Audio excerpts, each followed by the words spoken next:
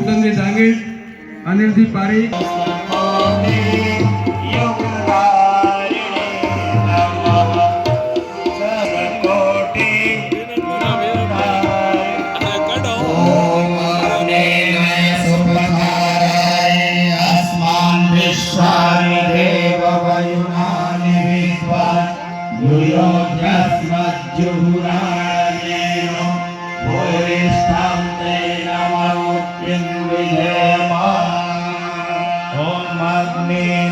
सुपधाराय अस्मान् विश्वानि देव वयुनानि विद्वान् युयोध्यस्मज्जुराणमेनो भूयिष्ठां ते नमोक्तिं विधेम। और गुरुदेव माता जी को पुष्पांजलि समर्पित कर रहे हैं।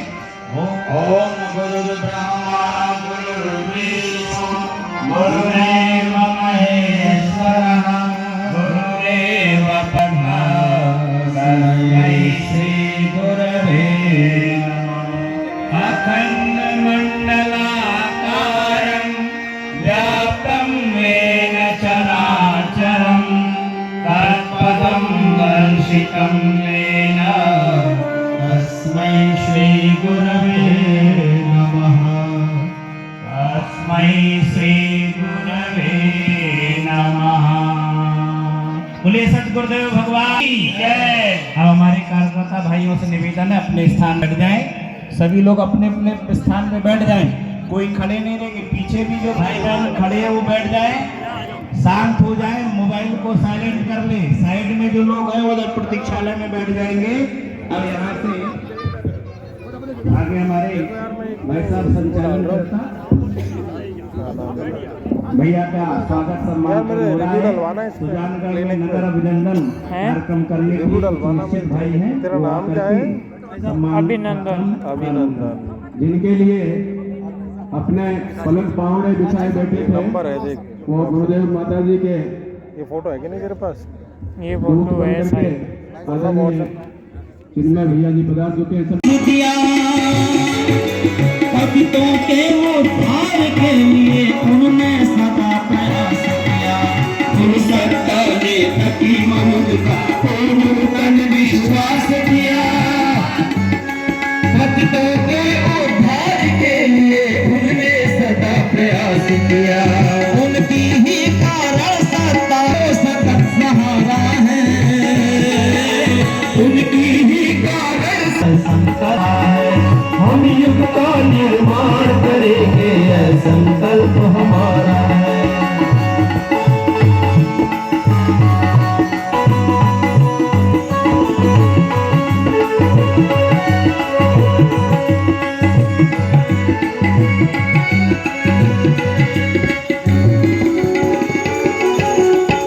दीपक की तरह चले हम करने युग निर्माण चले।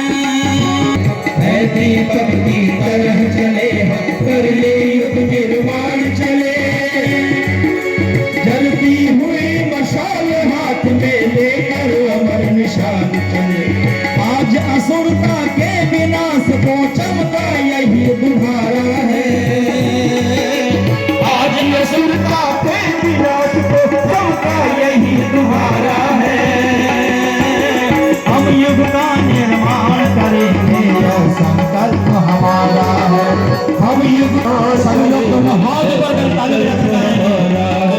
हम नवयुग की गंगोत्री से वही ज्ञान की धारा है। हम युग का निर्माण करेंगे, यह संकल्प हमारा है। हम युग का निर्माण करेंगे, यह संकल्प हमारा है। हम युग का निर्माण करेंगे, यह संकल्प हमारा है।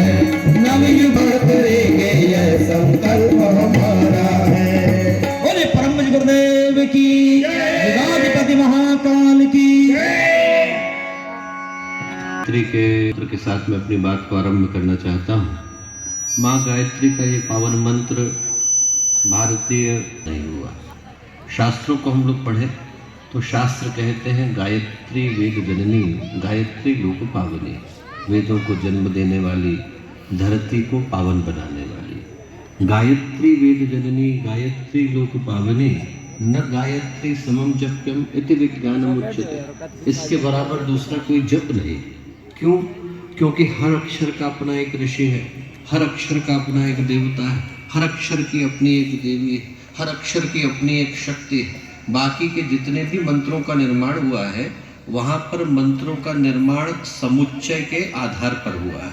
सारे के सारे मंत्र जब एक साथ एकत्रित हो जाते हैं तो वो मिलकर के किसी प्रभाव को छोड़ते हैं। गायत्री का मंत्र अकेला ऐसा मंत्र है जहाँ पर हर अक्षर के साथ, हर शब्द के साथ, हर को पुकारा तो हृदय की निर्मलता से पुकारा। आप ये सोच करके पुकारना कि वो माँ जो पूरी जगत की माँ है, वेदों की माँ है, देवों की माँ है, विश्व की माँ है, अभी इसी क्षण आप लोगों के मध्य में विद्यमान है और आप उनको उसी तरीके से पुकार रहे हैं जैसे अपनी माँ को पुकारते हैं। एक कहानी बहुत प्यारी आती है। गांव में एक व्यक्ति रहता था। उस व्यक्ति को भगवान से सीधे बात करने का एक भाव विकसित हो गया। पुकारता था, भगवान आते थे, मन निर्मल था, हृदय की पुकार से भगवान अवतरित होकर के आते थे। वहाँ पास में कुछ लोग रहते थे, उनको ये अच्छा नहीं लगा।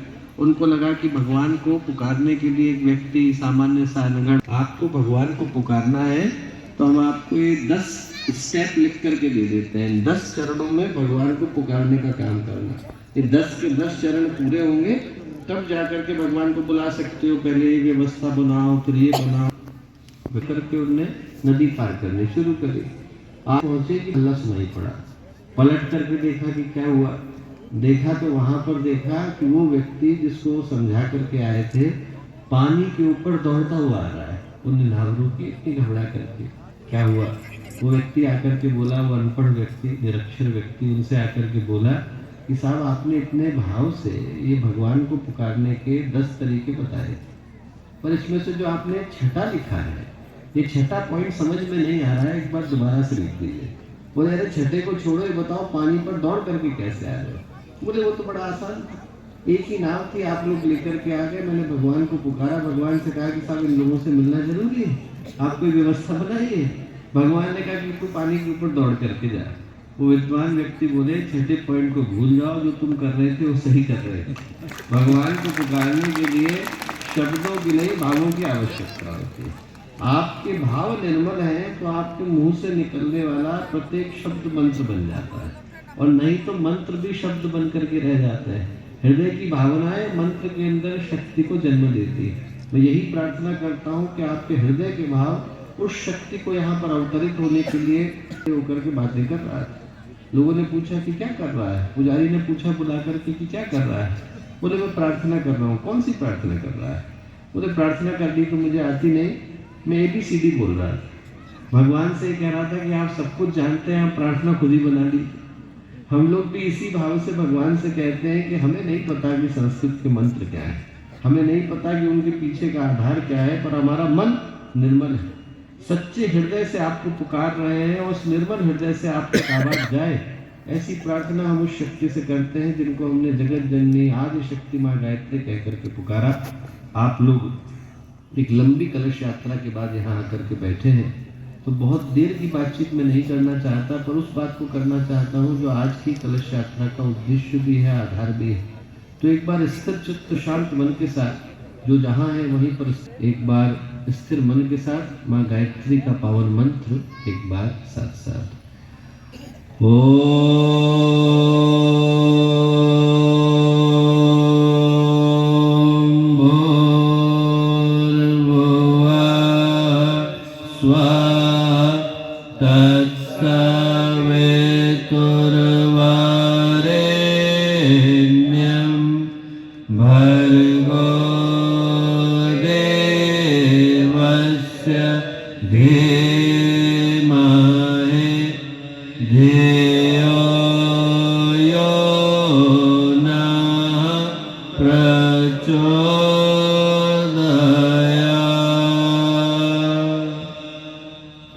बालाजी के मंदिर की ये पवित्र अविस्मरणीय भूमि, इस भूमि पर आज जब हम लोग इस 108 कुंडीय गायत्री महायज्ञ के शुभारंभ के शुभ अवसर पर उपस्थित हैं, तो आज के कार्यक्रम में हम लोग के साथ यहाँ पर उपस्थित आदरणीय श्री गौरी शंकर सैनी जी, यहाँ उपस्थित शांतिकुंज की टोली के आदरणीय गोविंद सिंह जी, आदरणीय उमेश शर्मा जी, शांतिकुंज की संगीत टोली के सभी सम्मानित कार्यकर्तागण, इस क्षेत्र के आदरणीय श्री चारण जी, आदरणीय श्री शर्मा जी, विभिन्न स्थानों से आए गायत्री परिवार के सभी समर्पित कार्यकर्तागण, साधकगण, याजकगण, अभ्यागतगण, भाइयों बहनों, प्यारे मित्रों, आज जब इस कलश यात्रा का आगमन सुजानगढ़ की इस पावन भूमि पर हुआ, आप में से प्रत्येक बहन जब इस कलश को अपने सर पर धारण करके इस पवित्र भूमि के अंदर आई, तो आप लोग देख पाए होंगे, नहीं देख पाए होंगे, और सही पूछें तो उस कलश यात्रा के आगमन के साथ ही साथ इस क्षेत्र में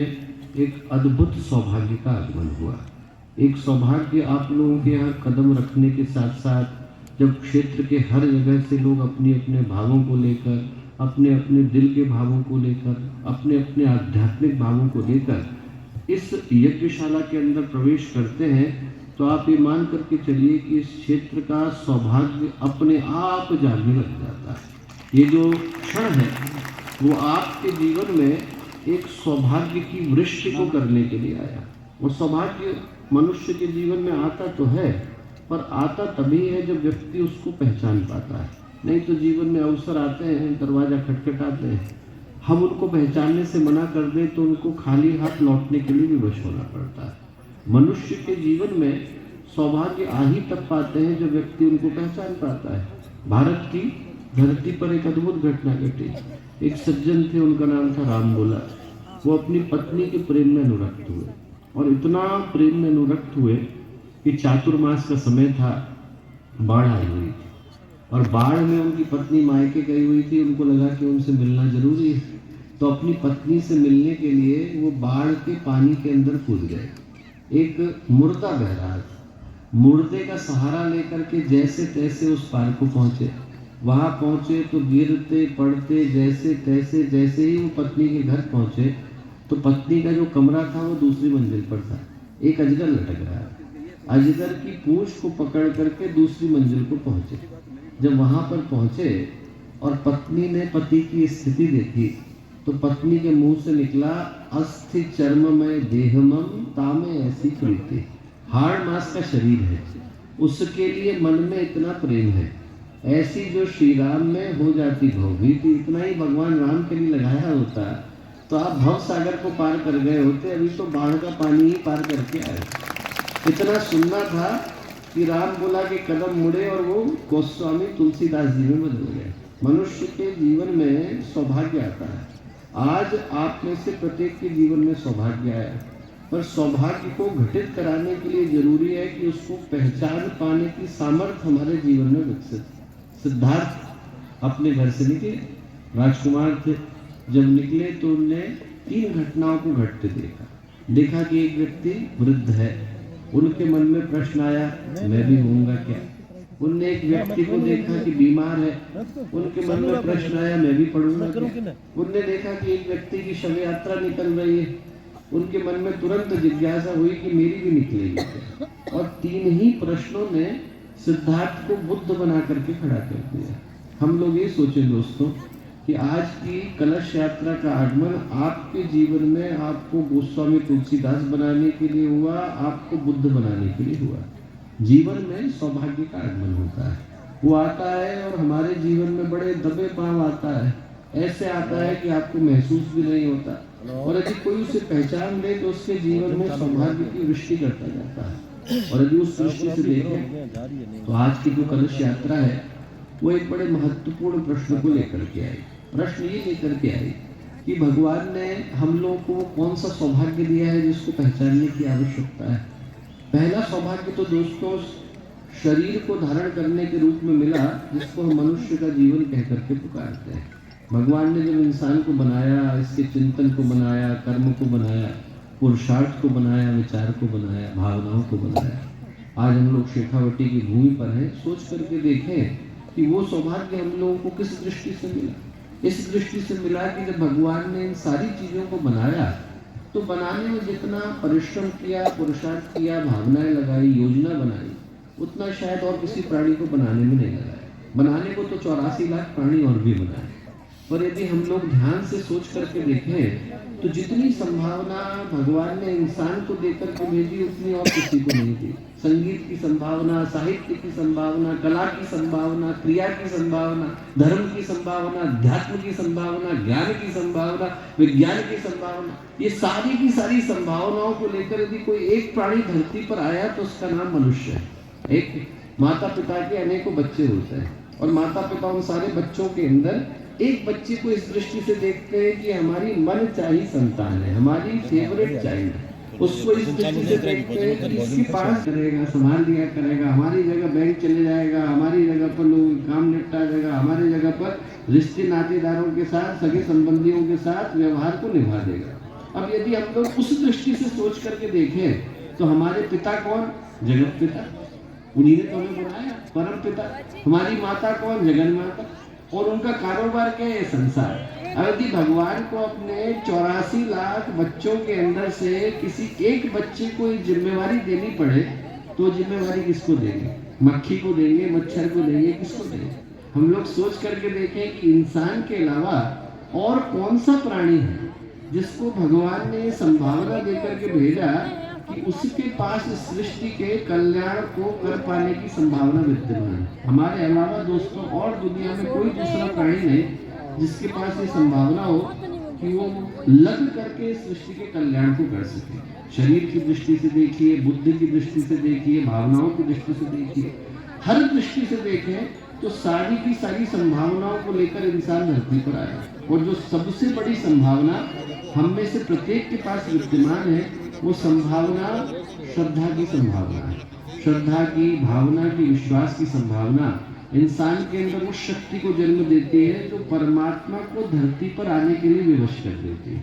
मैं कहूँगा दोस्तों कि आज जब कलश यात्रा का अवसर है तो हम लोग इस दृष्टि से सोच करके देखें कि ईश्वर ने वो श्रद्धा की, वो समर्पण की, वो विश्वास की संभावना हम में से प्रत्येक को देकर के भेजी है। यदि आपकी पुकार सच्ची होगी, आपकी भावना सच्ची होगी, आपके मन का, आपके हृदय का भाव सच्चा होगा तो परमात्मा कहीं पर भी हो उनको धरती पर आने के लिए विवश होना पड़ता है। जो आज की कलश यात्रा है वो सही अर्थों में वो ये याद दिलाता आया कि आपके अंदर की श्रद्धा, समर्पण, विश्वास की पुकार उसी सच्चे हृदय से, उसी निर्मल हृदय से परमात्मा को, भगवान को, माँ गायत्री को इस धरती पर आने के लिए विवश कर दे।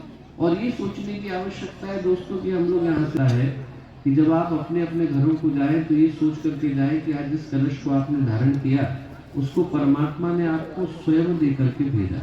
हम लोग इस संसार में प्रतीकों को लेकर के चलते हैं। हम लोगों के जीवन में जितनी घटनाएं घटती हैं वो प्रतीकों के आधार पर चलती है। आप जब ट्रेन को छोड़ते हैं तो ट्रेन का गार्ड जब झंडी दिखाता है तो ट्रेन के गार्ड के झंडी दिखाने से ट्रेन नहीं चलती है, वो इशारा है जिसके आधार पर ट्रेन चलती है। वैसे ही जिस कलश को आपने धारण किया वो कलश इशारा है उस शक्ति का, उस संभावना का जो मनुष्य अपने जीवन में लेकर के आया। सौभाग्य आप लोग लेकर के आए, वो चीजें लेकर के आए जो किसी अन्य प्राणी को नसीब नहीं है। और उसमें भी सबसे बड़ी शक्ति आप लोगों के हृदय के अंदर विद्यमान है जिसके लिए आपको कहीं देखने की आवश्यकता नहीं। आपको भगवान को पुकारना हो तो भगवान को पुकारने के लिए न तो उनको ईमेल करने की आवश्यकता है, न व्हाट्सएप करने की आवश्यकता है, न मैसेज करने की आवश्यकता है, दिल में गहरे उतरने की आवश्यकता है। जो अपने दिल के अंदर गहरे उतरता है वो भगवान के साथ संबंध को स्थापित करने की स्थिति में होता है। एक संत थे, उनसे उनके शिष्यों ने पूछा कि एक बार बताइए, वही गायत्री का मंत्र है उसको बोल करके विश्वामित्र ब्रह्मर्षि हो गए, हमारे जीवन में कोई चमत्कार क्यों नहीं घटता है? संत ने कहा कि प्रश्न अच्छा है पर उत्तर यहाँ न देकर के बाजार के अंदर दूंगा। लेकर के गए, वहां पर गए तो उन्होंने देखा कि एक जगह पर मंदिर बन रहा है, लोग अपने कंधों के ऊपर ईंटें लेकर के जा रहे हैं। संत ने उन लोगों को रोका, एक व्यक्ति को रोका, रोक करके उससे कहा कि क्यों भाई क्या कर रहे हो? और व्यक्ति गुस्से से आग बबूला हो गया। बोले कि साहब आपको दिखाई नहीं पड़ रहा, मेरे कंधे के ऊपर ईंटें लगी हुई है और आप पूछ रहे कि क्या कर रहे हो? अरे बोझ उठा रहा हूँ और क्या कर रहा हूँ। संत ने कहा गुस्सा मत करो, दूसरे को रोका, तुम क्या कर रहे हो? बोले साहब घर में पत्नी बच्चे हैं, उनका लालन पालन करने के लिए कुछ करना अनिवार्य होता है तो मजदूरी कर रहा हूँ। तीसरे को रोका कि तुम क्या कर रहे हो। जैसे ही तीसरे को रोका उसके हाथ श्रद्धा से जुड़ गए। बोले भगवान का मंदिर बन रहा है, मुझे सौभाग्य मिला है कि भगवान के मंदिर में ईंटें लगा सकूं, भगवान के मंदिर में ईंटें लगा दूं। तो संत बोले समझ में आया, ईंटें तीनों उठा रहे हैं, एक मजदूरी में उठा रहा है, एक मजबूरी में उठा रहा है, भक्ति में तो एक ही व्यक्ति उठा रहा है। बोले जो आपका जो शब्द हो, आपका जो भाव हो, वो भक्ति का भाव, भक्ति के भाव का सौभाग्य हर को मिल नहीं पाता दोस्तों। जिसको मिलता है उसका जीवन सौभाग्यशाली हो जाता है। इंसान उस सौभाग्य के साथ सीधे संबंध को जोड़ पाने की स्थिति में होते हैं। जिसके पास श्रद्धा है, समर्पण है, विश्वास है, उसके जीवन में सब चमत्कार घटित होते हैं। प्रहलाद की पुकार पर भगवान खंबा फोड़ करके निकलते हैं, मीराबाई की पुकार पर भगवान पत्थर के अंदर से निकलते हैं, अपने आप को सांप से डसवा के दिए, जहर भी पी करके जाते हैं। एकलव्य की पुकार पर द्रोणाचार्य निकलते हैं, उनको धनुर्धर बना करके जाते हैं। रामकृष्ण परमहंस की पुकार पर भगवान निकलते हैं, काली की प्रतिमा जागृत हो जाती है, जीवंत हो जाती है। चमत्कार किसका है? आपकी श्रद्धा का है। मैं कहूँगा कि आपको यहाँ से कलश यात्रा से कोई एक संदेश लेकर के जाने की आवश्यकता है, तो आप अपने मन में कहीं गहरे बिठाना कि जो संसार की सबसे बड़ी शक्ति है वो आपके हृदय के अंदर अभी इसी वक्त मौजूद है। उसको लेने के लिए, पाने के लिए कहीं जाने की आवश्यकता नहीं। आपकी भावना जाग गई, आपकी श्रद्धा जाग गई, आपका समर्पण जाग गया, आपका विश्वास जाग गया, तो आपके कहे गए शब्द भगवान के लिए ऐसी पुकार बन जाते हैं कि भगवान को धरती पर आने के लिए विवश होना पड़ता है। भगवान राम का समय चल रहा था, उनके पास जाकर के भगवान लक्ष्मण ने प्रश्न किया। उन्होंने कहा कि भगवान एक बात बताइए, इतने सारे भक्त आपके हैं, शबरी है, जटायु है, नलनील है, जामवंत है, अंगद है, बड़े बड़े भक्त हैं। इन सारे भक्तों के होते हुए भी आप भगवान हनुमान को इतना श्रेय क्यों देते हैं? भगवान ने कहा कि अभी चलो अभी परीक्षा कर लेते हैं। समुद्र के किनारे गए, वहां पर नल और नील पत्थरों के ऊपर राम राम लिख रहे थे, पत्थर को फेंकते थे, पत्थर पानी में जाकर के पुल बन जाते। तो भगवान ने उनसे पूछा कि क्यों भाई, क्या कर रहे हो? बोले साहब, मैं जैसे ही आपका नाम इतना शक्तिशाली है कि हमारे जैसे लोग आपका नाम लिख करके पत्थर को पानी के अंदर डालते हैं तो पत्थर पानी में तैरने लग जाते हैं। भगवान ने कहा कि यदि मैं लिख करके डालूंगा तो तैरेंगे कि नहीं? बोले अरे बिल्कुल तैरेंगे। भगवान ने पत्थर लिया, पत्थर पे लिखा राम, और जैसे ही पत्थर डाला पत्थर गया डूब। भगवान ने कहा ये क्या हुआ? अब नल नील को लगा कि साहब ये चमत्कार तो हमारा, हम लोग व्यर्थ में ही भगवान को श्रेय दे रहे थे। हम लोग यूँ कह रहे थे कि आपके कारण हो रहा है, पर असली घटना तो ये कि हमारे कारण हो रही थी। भगवान ने हनुमान जी को देखा, आप क्या कहते हैं हनुमान जी? हनुमान जी ने कहा कि साहब आपके नाम में इतना बड़ा प्रताप है कि यदि हमारे जैसे अनगढ़ लोग भी आपका नाम लिख करके पानी के अंदर डालते हैं तो पानी पर वो पत्थर तैरने लग जाते हैं, पुल बन जाते हैं। बोले वो तो ठीक है, पर मैंने डाला तो पत्थर डूब क्यों गया? तो हनुमान जी बोले भगवान, दुनिया में ऐसा कौन है जिसको आप त्याग दें और उसको उभारने के लिए कोई तैयार हो जाए? उसका डूबना तो सुनिश्चित। व्यक्ति की भावनाएं होती है तो भगवान उस पत्थर को तैराते रह जाते हैं, उठा करके ऊपर ले जाते हैं। दोस्तों, हम लोग वही पानी पर तैरते पत्थर हैं। भगवान के हाथ में अपने आप को सौंप देते हैं, गुरुदेव के हाथ में सौंप देते हैं, तो अपने आप तैरते हुए पुल बन जाते हैं। आप लोग अपने जीवन की सबसे बड़ी शक्ति को यहाँ लेकर के बैठे हैं। उसको लेने के लिए, पाने के लिए कहीं जाने की आवश्यकता नहीं, यहाँ दिल में गहरे उतरने की आवश्यकता है। जो उतरेगा वो पाएगा। जो अपने हृदय के अंदर उतरता है, जिसके अंदर ये सौभाग्य जागता है, उसकी पुकार के अंदर वो बल आता है, शक्ति आती है, सामर्थ्य आती है कि भगवान नीचे खींचे चले आते हैं। करने के लिए एक ही चीज की आवश्यकता है, मन निर्मल हो, हृदय सच्चा हो। 4 साल के बालक थे नामदेव, छोटे से, उनके पिताजी बाहर जा रहे थे।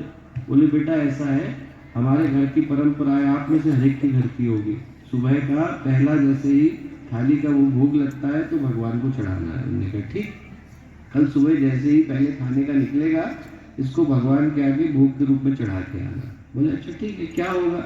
पिताजी कुछ बोले नहीं। दोबारा पूछा, कुछ नहीं बोला। तीसरी बार पूछा, पिताजी चिड़चिड़ा गए। बोले भगवान आएंगे और खाएंगे। बोले अच्छा ठीक है। अब वो छोटा सा बच्चा भगवान की मूर्ति के आगे जाके बैठ गया। भगवान कब खाएंगे? भगवान तो 1 घंटा हो गया नहीं आए, 2 घंटा हो गया नहीं आए। जितना नहीं आते उतना नामदेव को ये लगता कि मेरे पुकारने में कहीं कोई कमी रह गई, और ज्यादा मनवार करके पुकारता, और ज्यादा जिद करके पुकारता, भगवान कब आएंगे? हम लोग जरा सोच करके देखें कि जब हम भगवान को पुकारते हैं, गुरुदेव को पुकारते हैं, माँ गायत्री को पुकारते हैं, एक बार पुकारते हैं थक जाते हैं, उसके बाद लगता है कि भगवान सुन नहीं रहे। वो छोटा सा 4 साल का बालक, उसको लगा मेरे पुकारने में कहीं कोई कमी है, पिताजी तो गलत बता के जाएंगे नहीं, पिताजी ने सही बताया होगा, ये सोच के बताया होगा कि यदि आप पुकारोगे तो आपकी पुकार पर भगवान को आना पड़ेगा। ये सोच करके उसने फिर से पुकारा, 2 घंटे बाद पुकारा, 3 घंटे बाद पुकारा, 4, 6, 10, 12, 14, 16, 18, 20, 22, 24 घंटे हो गए। पूरी की पूरी रात गुजर गई। सुबह का सूरज उगा, छोटा सा बच्चा भगवान के आगे थाली लेकर के बैठा रहा। भगवान के पास सारे देवी देवता गए, बोले वो 4 साल का बच्चा आपकी प्रतिमा के आगे, आपकी मूर्ति के आगे भूखा प्यासा 24 घंटे से बैठा है, भगवान जाके खाना खाओ। भगवान निकले, प्रतिमा के अंदर से खाना खा के गए। पिताजी लौट करके आए। जब पिताजी लौट करके आए और उन्होंने देखा कि वो थाली तो कोई खा गया है, उनने कहा कि थाली को क्या हुआ? बोले अरे भगवान आए थे, खाना खा गए। अरे बोले झूठ बोलता है, हमने तो इतने दिन से चढ़ाया, आज तक भगवान नहीं आए।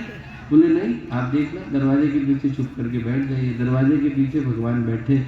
नामदेव ने पुकारा तो नामदेव की पुकार पर भगवान उस प्रतिमा के अंदर से निकल करके आए, खाना खा करके गए।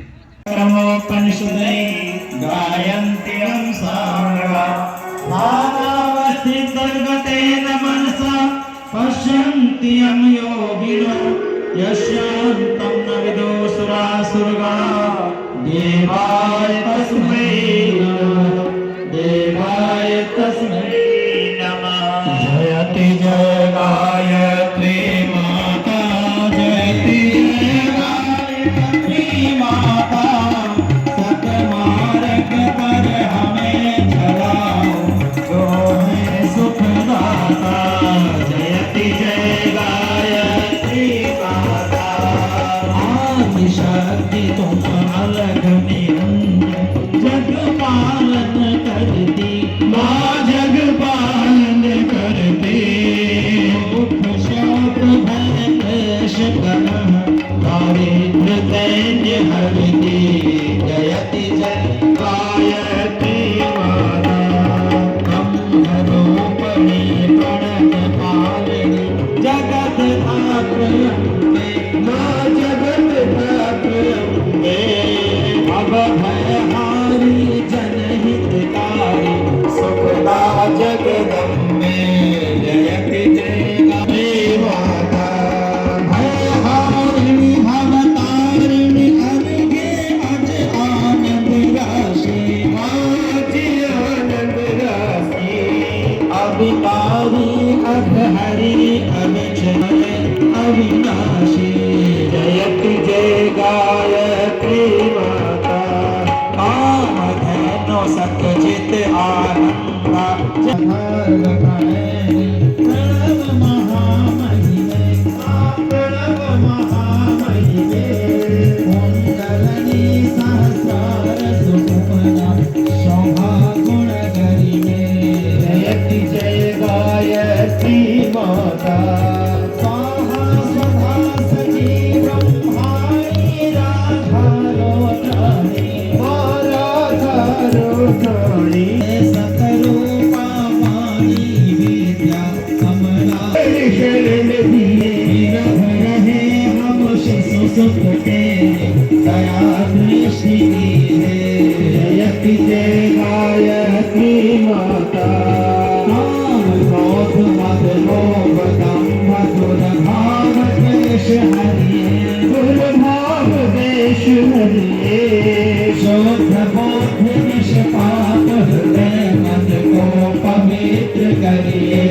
जयति जय गायत्री माता, तुम समर्थ सद्भाविकारिणी, तुष्टि पुष्टि दाता, तुष्टि पुष्टि दाता। सकल पर हमें चला सुखदाता। जयति जय गायत्री माता, जयति जय गायत्री माता, जयति जय गायत्री माता। सतमार्ग पर हमें चलाओ, जो है सुखदाता। जयति जय जयति जयति माता, जयति जय गायत्री माता। करुणावतारम संसार सारम,